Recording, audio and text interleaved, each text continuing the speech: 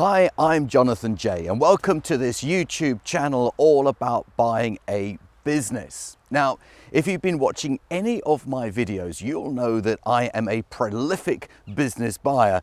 I've completed nearly 50 deals in the last 2 years alone. So people often ask me, why can you do so many deals, Jonathan, when your competitors, larger companies backed by private equity, don't do the same volume? Well, I think it's as simple as this. It is the entrepreneurial mindset.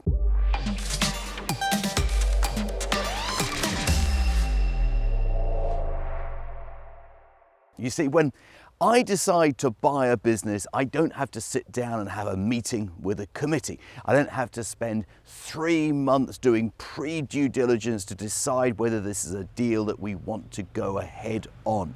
All I have to do is to decide whether this is a business that I want to buy and whether a deal can be done at the right price and the right terms.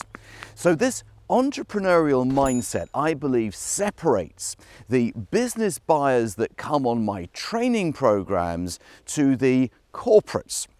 Now, when I sit down, as I did yesterday, with a group of active business buyers buying small and medium-sized businesses, what I notice going around the room and discussing this with everyone is that there is an opportunistic attitude amongst those business buyers. Now, what do I mean by that? What I mean is, if they see an opportunity, even if it wasn't part of their business plan, then they will go for it.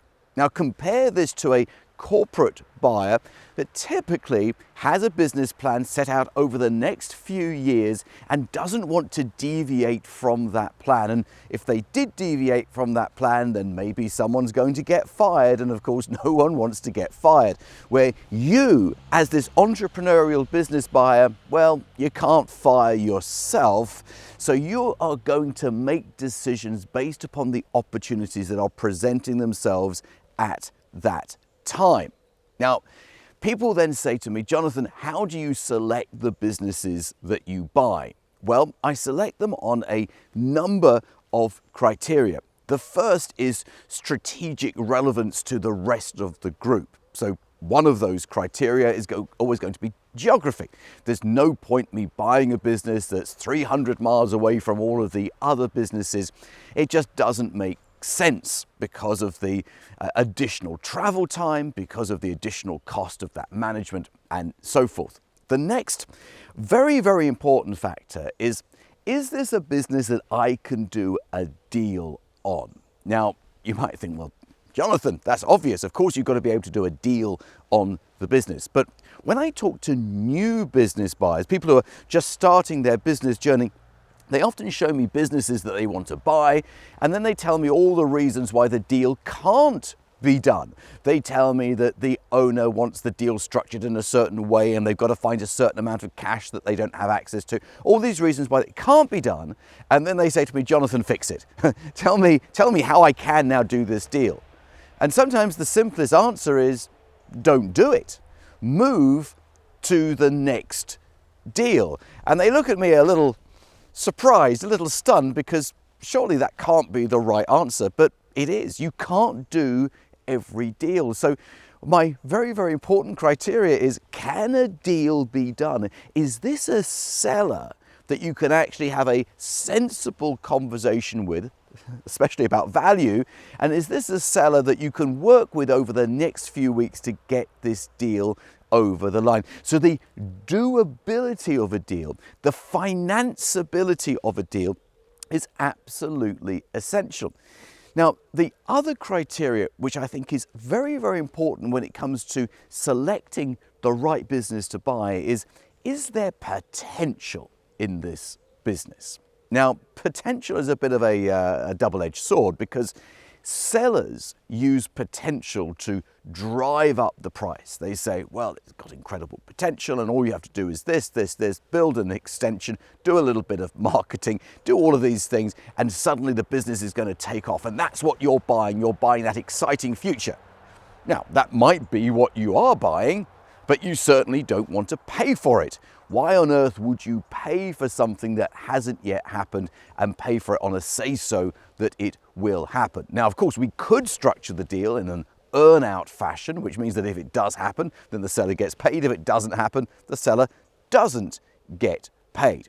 But when it comes to potential, when you are looking at a business to buy, you have to think, what am I going to do with this business that is going to add value? And sometimes the simplest thing that you can do to add value is to combine it with another business, or in other words, bring it into your group of companies.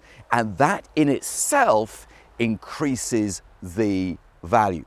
But the bottom line is that you need to have an entrepreneurial mindset when buying small and medium-sized businesses. You've got to have a little bit of gut instinct in there, a little bit of flair that makes you go, you know something, I can see an opportunity here, I can see potential in this, I can negotiate a deal and I can get this deal over the line. A very good question that you might be asking yourself is this entrepreneurial mindset something that you're born with or something that can be learned? And this is a discussion that always seems to come up in Facebook groups with the owners of smaller businesses. You know, are you born with it or can you go on a course and learn it? Well, it's probably a little bit of both. I mean, certainly there are absolute naturals, but then I have worked with people who have been in corporate life, who've never had an entrepreneurial thought in their lives, and then transform them into active business buyers. You see,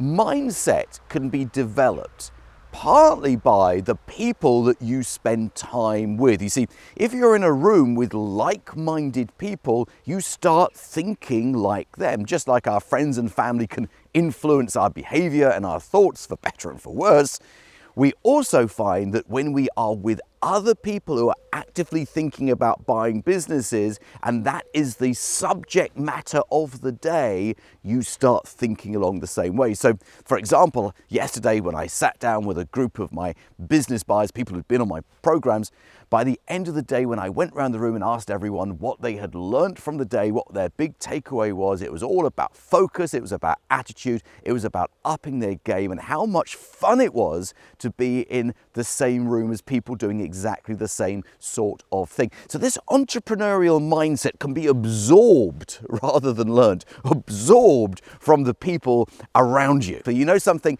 Buying businesses is so much fun, and if that is a subject that you are interested in, and I guess if you watch this far in the video, then you are interested in it, then this is a channel that you should be subscribed to. So like this video, subscribe to this channel, and tap the notifications bell, and every time I release a new video on buying a business, you will be the first to know.